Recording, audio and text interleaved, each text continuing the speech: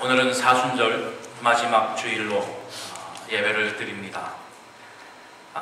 올해 들어서 많은 일들이 있었지만 그 중에서도 특별히 우리 가까이에 있는 사람들을 하나님 앞에 보내드리는 그러한 일들이 너무 자주 있습니다. 지난주에도 아시는 분은 아시겠습니다만 전에 우리 교회 같이 섬기던 우리 신지영 자매가 지난주 부친상을 당했습니다.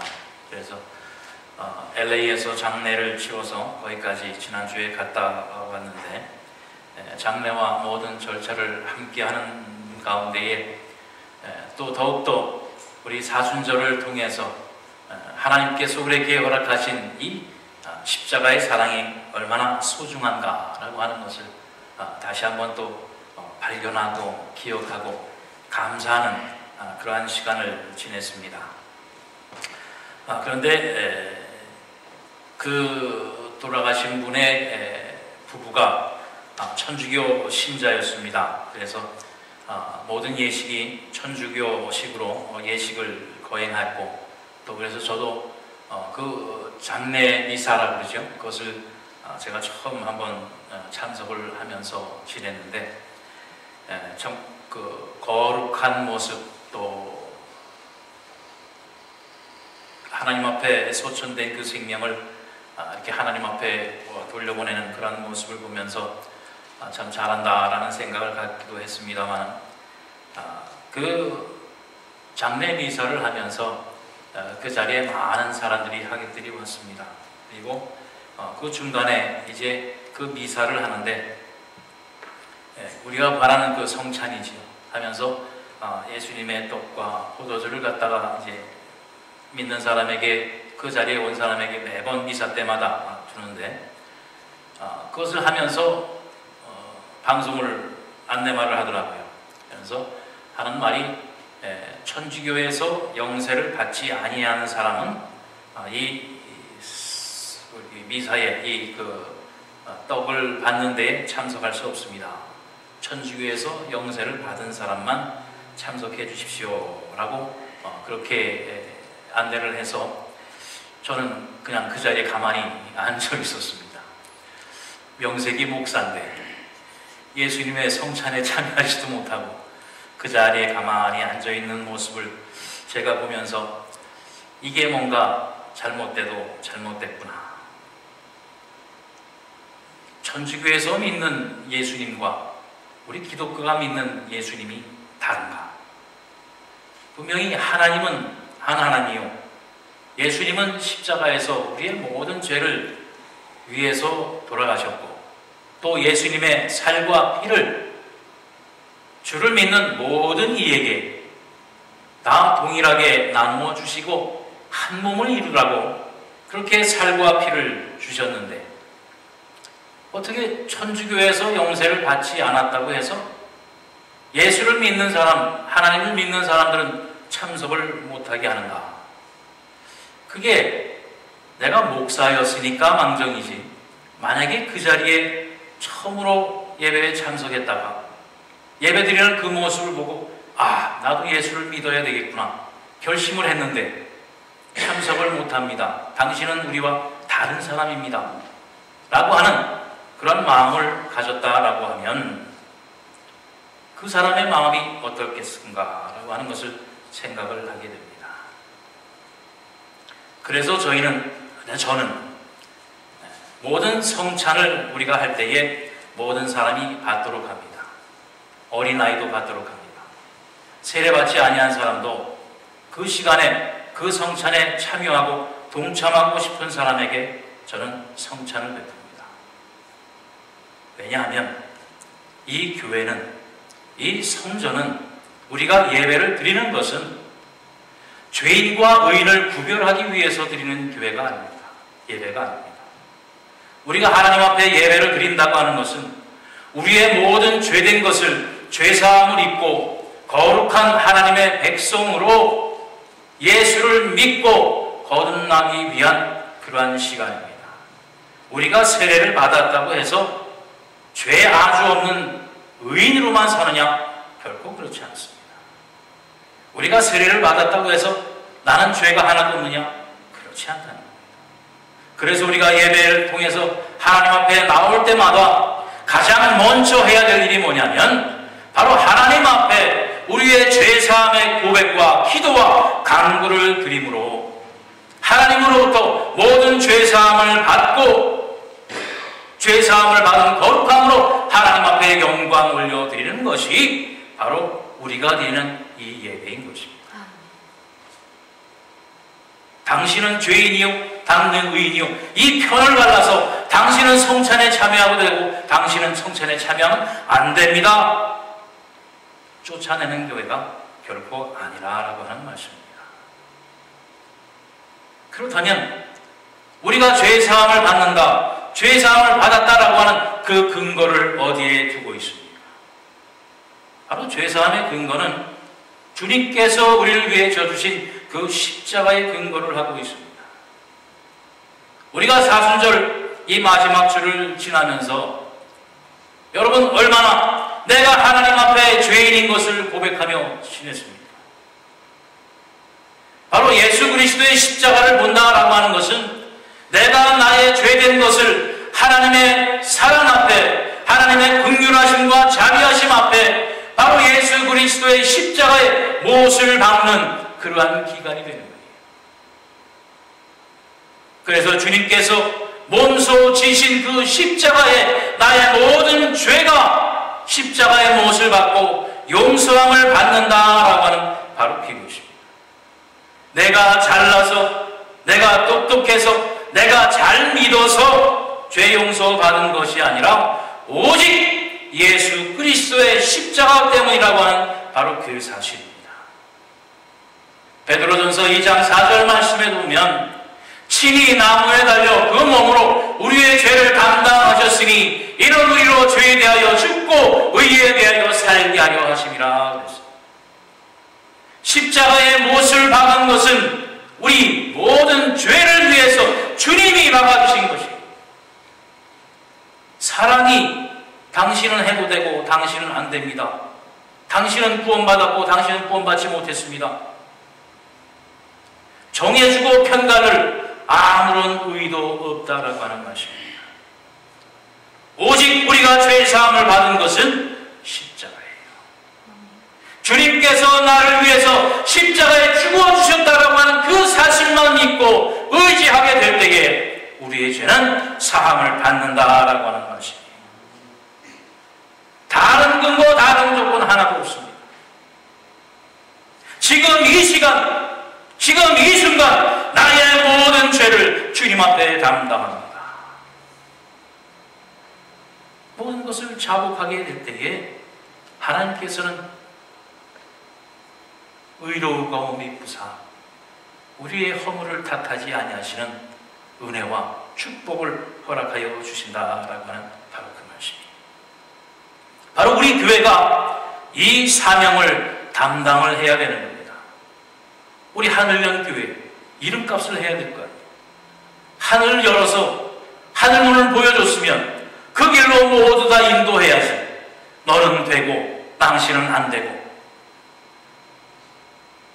하는 일을 해서는 안 된다라고 하는 말씀이에요. 하늘나라를 누가 들어갑니까? 의인이 들어가게 되어 있습니다. 그러면 누가 의인입니까? 죄사함을 받은 사람들이 의인이에요. 그러면 죄사함은 누가 받습니까? 죄인이 받잖아요. 바로 우리 교회는 죄인들이 오는 교회요. 그 죄인들이 죄사함을 받고 의인으로 인침을 받아 하나님 나라를 소망하는 그러한 교회가 되어집니다. 그렇다면 달리 무슨 말이 되겠어요? 누구든지 어떠한 사람이든지 주님 앞에 나올 때에는 조건이 없으므로 모든 사람이 다 하나님 앞에 구원받을 자격과 구원받을 조건들이 있다라고 하는 말씀이에요. 단 하나, 예수 그리스도의 십자가를 믿고 의지하는 것. 이것이 급한 일입니다. 이것이 이 세상의 어떠한 일보다도 가장 소중하고 귀한 일입니다. 사실은 제가 우리 전에 신지영 자매 부친이 지난주에 돌아가셨다는 말씀을 드렸습니다. 그 지난주에 그 신지영 자매의 부친이 뇌출혈로 쓰러지신 거예요. 그래서 단 일주일 만에 돌아가셨는데, 쓰러지셔서 뇌사 상태가 되셔서 아무런 의식이 없는 거예요. 신지영 자매가 저한테 전화를 했습니다. 목사님, 우리 아버님 쓰러지셨어요. 기도해 주세요. 이제 뇌가 반 이상은 죽었다고 그러는데 이제 도저히 가망은 없는 것 같습니다. 알았다. 내가 기도하마. 우리 새벽 기도회 때도 내가 열심히 기도하겠다. 또 하나님의 뜻은 어디에 있는 건지 모르니까 우리 열심히 기도하자 했는데, 신지영 자매가 흘리듯이 그러한 말을 하더라고요. 그런데 목사님, 우리 아빠가 구원을 받을 수 있을까요? 아니, 아버님이 천주교 신자인데 영세 받지 않으셨나? 그런데 아버지 늘 말씀하실 때에도 그것은 그냥 분위기에 따라서 내가 영세 받은 거지 그렇게 중요하게 생각하지 않는다. 늘 그렇게 말씀을 하셨다는 거예요. 그러면 지금 만약에 아버님이 돌아가시면 이거 어떻게 하나요? 그 소리를 듣고 전화를 끊고서는 내가 당장 내려가겠다. 사실은 지난주 장례식도 참여했지만 그 지난주도 제가 혼자 LA를 잠깐 다녀왔어요. 뇌사 상태로 누워있는 분에게, 또 그 가족에게, 또 사랑하는 지영이에게 하나님의 구원의 확신을 줘야 되겠다.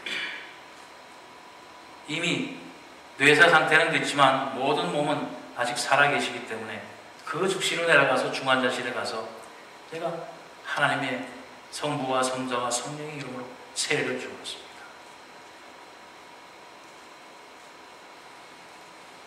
그리고 돌아오는 길에 전화가 왔어요. 목사님, 감사합니다. 저희 어머님과 저희 오빠와 모든 식구가 그동안 너무 답답하고 불안했는데 목사님 다녀가시고 나서 얼마나 편안한지 모릅니다. 아버님의 모습을 보고 있어도 아주 편안하고 감사한 마음이 들었습니다. 목사님 감사합니다. 바로 하나님께서 한 생명이라도 더 구원하시기 위해서 그처럼 급하게 일을 하시는 겁니다. 바로 우리 교회가 그 일을 감당해야 돼요. 이 땅 위에 수많은 생명이 있어도 정말 하나님의 구원의 은혜를 누리지 못하는 안타까운 심령들이 얼마나 많습니까?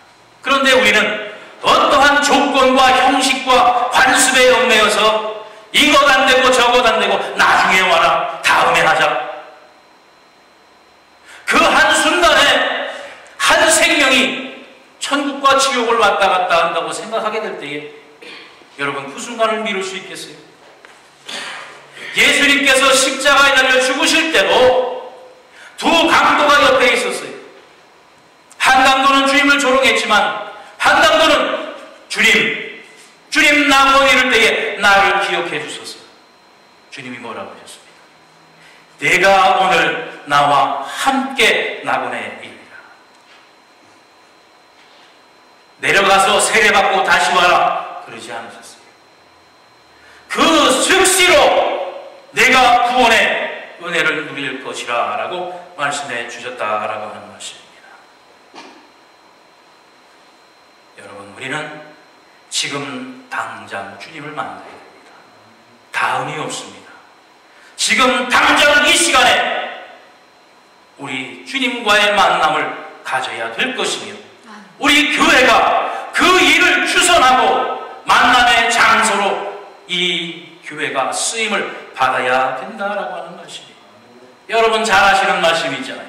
하나님이 세상을 이처럼 사랑하사 독생자를 주셨으니 이는 그를 믿는 자마다 누구든지 믿는 자마다 멸망하지 아니하고 영생을 얻게 하려 하심이라 하셨어요. 믿는 자마다 누구든지 주님 앞에 나오는 자마다 영생함을 얻게 하여 주시옵소서. 주신다고 분명히 말씀해 주셨습니다. 죄인 중에 죄인이라고 하는 세리 나사로도 주님 걸어가시는 그 길을 주님을 보기 위해서 나무에 올라갔다가 주님께서 보시고 그러죠. 내가 오늘 너의 집에 유하리라. 그 즉시로 주님 앞에 우리가 귀한 만남을 갖게 될 때에 우리는 구원의 은혜를 누리게 됩니다. 다음에가 아니라 바로 주님을 만나는 그 즉시입니다. 그 순간에 우리는 모든 죄사함을 받고 하나님의 거룩한 백성이 되는 거예요. 우리가 세례를 받고 교회적인 형식을 취하는 것은 그 약속을, 그 하나님의 복주심을 선언하고 선포하고 공약을 받는 거죠. 세례를 받았다고 모두가 의인이냐? 그렇지 않아요. 주님께서 마지막 만찬을 하실 때도 가룟 유다에게 떡을 떼주시고 잔을 주셨어요. 마지막 만찬 때에도 주님이 자기를 팔 그 제자에게도 떡을 떼며 이 중에 이 떡을 나눠 먹는 자 중에 나를 팔 자가 있느니라. 그러면서 그 제자에게 유다에게도 떡을 주셨어요. 왜요? 기회를 주시는, 돌이킬 수 있는 기회를 주시는. 그런데 우리는 그 기회마저도 우리가 뭔데 예수님도 기회를 주시는데 우리가 뭔데 그것을 막고 그것을 거부하느냐 말입니다.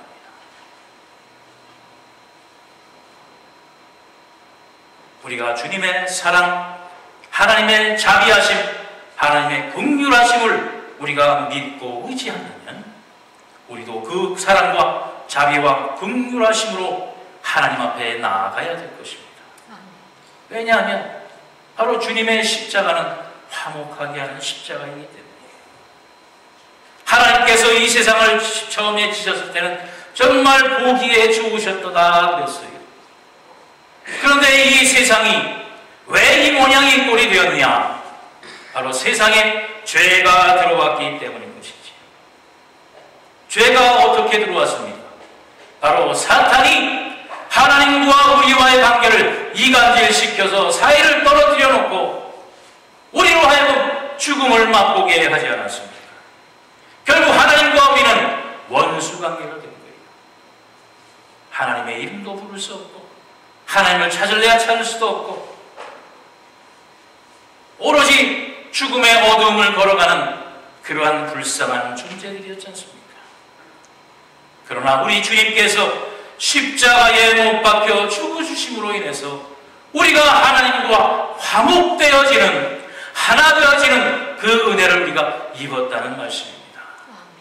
골로새서 1장 22절 말씀에도 보면 이제는 그의 육체의 죽음으로 말미암아 화목하게 하사 너희를 거룩하고 흠없고 책망할 것이 없는 자로 그 앞에 세우고자 하셨다라고 말씀을 했어요.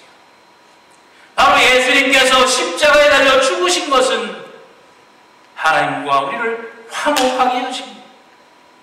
이 세상을 하나님의 화목으로, 하나님의 사랑으로 채우게 하여 주신 것이라는 말씀입니다. 성경에도 보면 그래서 이 화목을 이루는 사람들이 많이 나옵니다. 특별히 우리 스데반 집사라고 하는 사람이 있어요. 복음을 전하다가 유대인들에게 돌팔매를 맞아 죽습니다. 많은 사람이 둘러서서 돌을 던지면서 스데반을 죽이려고 합니다. 그 돌팔매를 맞으면서 스데반이 뭐라 그랬어요? 주여 저들을 용서하소서. 저들이 저희의 죄를 알지 못함이니이다. 저들이 죄를, 자기네 죄를 알지 못하기 때문에 나에게 이러는 겁니다. 주님 저들을 용서하여 주소서. 저들이 어떻게 됩니까? 나를 죽이면 저들은 살인자가 되는 거예요. 살인죄를 범하는 거예요. 그런데 스데반은 그들에게 그 살인죄로부터 용서하여 달라는 겁니다. 살인죄를 씌우지 말라는 겁니다. 왜? 저들은 저들의 죄를 알지 못하고 하는 것이기 때문에 그렇습니다 라고 하는 거예요. 바로 여기에 화목이 있는 겁니다. 그 기도를 통해서 누가 탄생했어요? 바로 사도 바울이 나타났지 않습니까? 그 스데반의 화목의 제물을 통해서 사도 바울이라고 하는 하나님의 주님의 제자, 우리가 이 신약 성경을 통해서 풍성한 하나님의 은혜를 누릴 수 있도록 해준 그 사도 바울이 주님의 자녀가 되는 놀라운 역사를 우리는 알게 됩니다. 바로 이 십자가의 은혜, 바로 이 십자가의 사랑을 입은 우리 모두들에게도 이처럼 이 세상 사람들이 하나님과 화목될 수 있도록 하는 책임이 우리에게 있습니다. 바로 그 사명이 여러분에게 있다는 것입니다. 그런데 어떨 우리가 서로 질시하고 미워하고 싸울 수가 있겠어요? 바로 우리의 화목을 위해서 주님께서 십자가에 죽어주셨는데 어찌 우리가 편을 가지고 나누고 찢어질 수가 있겠느냐는 것입니다. 오늘 보면 37절 말씀에 아버지께서 내게 주시는 자는 다 내게로 올 것이요 내게 오는 자는 결코 내가 내쫓지 아니하리라. 하나님께서 주님을 만나게 하는 모든 사람을, 내게 오게 하는 한 사람 한 사람을 다 결코 내쫓지 않으시라 라고 말씀하셨는데, 우리 간간히 보면 교회에서 내쫓김 당하는 사람들이 있어요. 어떻게 저런 사람이 교회를 다니나? 어떻게 저런 사람하고 같이 예배를 내가 드릴 수 있겠나? 보기만 해도 짜증나고 보기만 해도 미워지고, 내가 저 사람의 죄를 다 알고 있는데 어떻게 내가 저 사람하고 같이 예배를 드리겠나? 내가 나가든지 저 사람이 나가든지. 얼마나 교만한 우리의 마음인가. 우리 주님도 하나님께서 내게 보내주신 자 어느 하나도 내쫓지 않겠다고 하시는데 어떻게 우리가 그 사람을 내어 쫓겠느냐라고 하는 것입니다. 어떠한 상황과 여건 가운데에 내몰린다고 할지라도 우리는 이 주님께서 주신 이 화목함을 결코 잊어서는 안 된다라고 하는 말씀입니다. 이 화목함이라고 하는 것은 바로 용서와 이해와 사랑으로 감싸줄 때에 일어날 수 있어요. 용서라는 게 뭡니까? 나에게 잘못한 그 잘못을 이해해 주는 거예요. 감싸주는 거예요. 그래야 화목이 되는 겁니다. 주님께서 우리와 화목하게 하신 것이 뭐예요? 우리의 죄된 것을 다 용서하시고, 그렇다고 죄가 싹 없어진 게 아니잖아요. 죄는 여전히 있어요. 그러나 그 죄를 다 사랑으로 덮어주시고 거룩한 하나님의 자녀로 맞아주시게 될 때에 우리가 하나님과 화목하게 되어졌어요. 바로 그 화목을 이루라는 겁니다. 나를 좋아하는 자, 나를 사랑하는 자, 나에게 잘해주는 자만 사랑하고 용서하고 이해하는 것이 아니라 스데반과 같이 나에게 돌팔매질하는 자에게, 나를 죽이려고 하는 자에게까지도 용서와 이해와 사랑을 전하게 될 때에 거기에 진정한 화목이 있으며, 그것이 바로 예수님께서 지신 십자가의 화목이 거기에 있는 것입니다. 인도의 성자라고 하는 썬다싱이라고 하는 사람이 있어요. 그 사람이 하루는 기차 여행을 하면서 기차 안에 같이 앉아있는 모든 사람에게 쪽복음, 그 요한복음이 적혀있는 그 복음서를 전해주면서 전도를 하고 있었습니다. 대부분 사람들은 뭐 믿던 안 믿던 간에 봤잖아요. 네, 고맙습니다. 알았습니다. 그런데 그 중에 한 불신자가 아주 기분이 나빴어요. 왜 이런 것을 자기한테 강요하느냐는 거죠. 그 책을 짝짝짝 찢어서 그만 달리는 기차 차장으로 확 뿌려버렸습니다. 그 요한복음 쪽복음이 다 찢어져서 기찻길로 다 날아가 버린 것 같아요. 그래도 이 썬다싱은 그 사람에게 화를 내지 않았습니다. 네, 감사합니다. 왜냐하면 언젠가는 모르는 거거든요.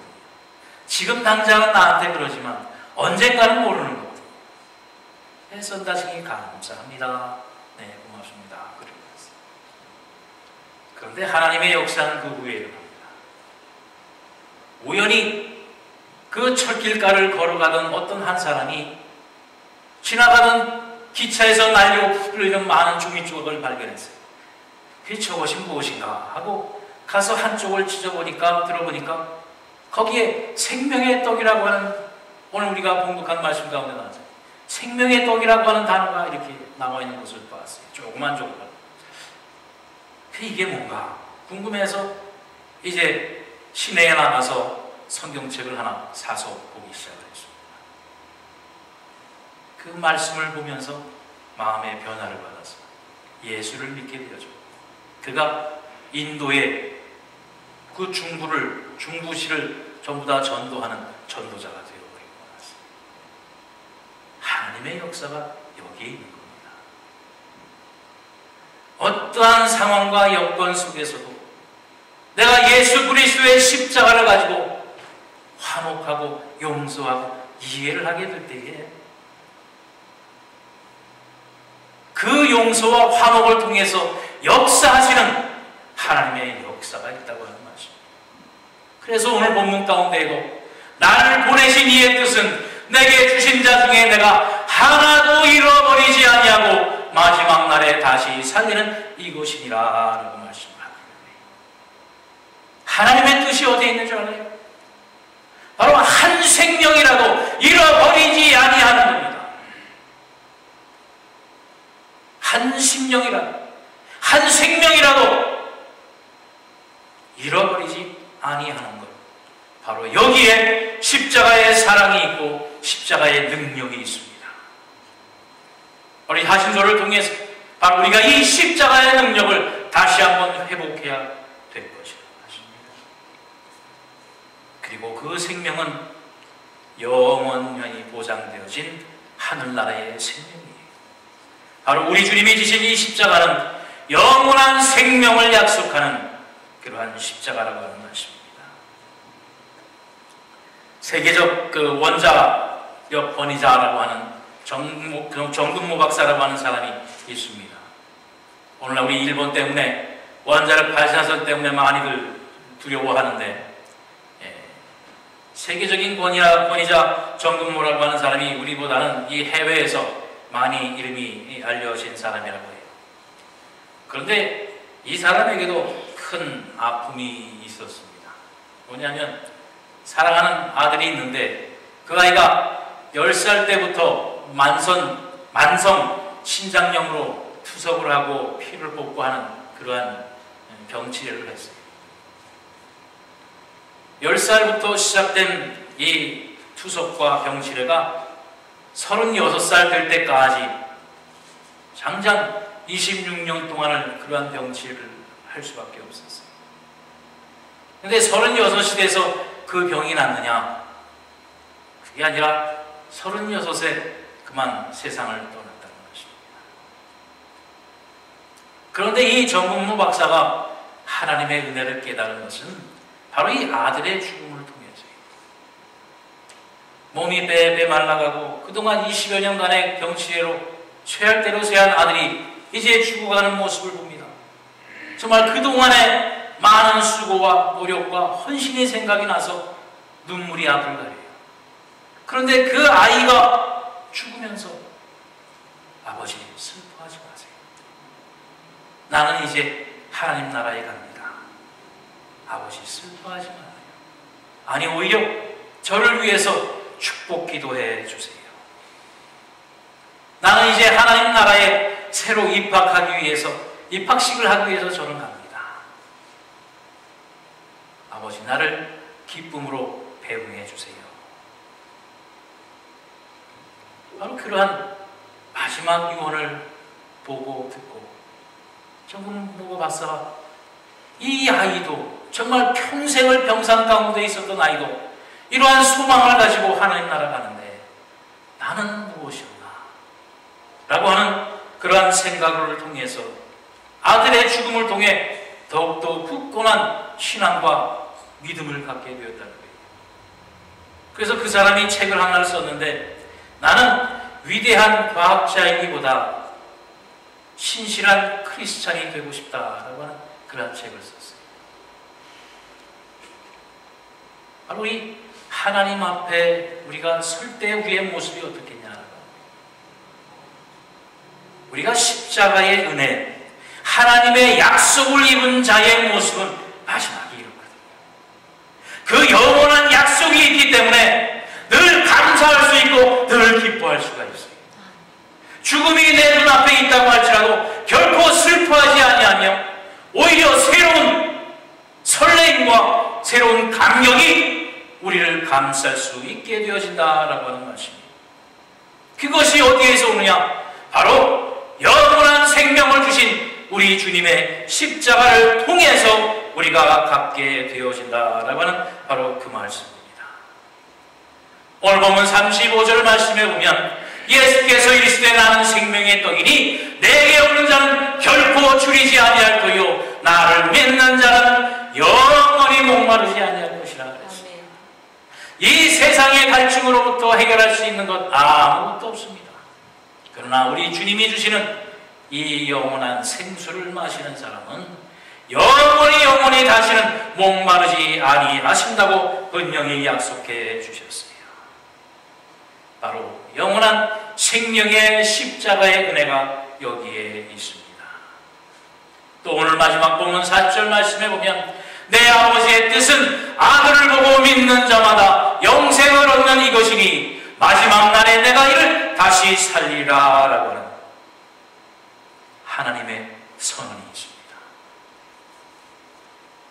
오직 예수 그리스도의 십자가를 보고 믿고 의지하는 자마다 영생을 얻게 하여 주신다고 했어요. 영생이 뭐예요? 어느 한 기간을 받아서 끝나는 것이 아닙니다. 끝이 없는 영원한 생명이라고 하는 말씀입니다. 바로 그 은혜를 우리가 입었다라고 하는 말씀입니다.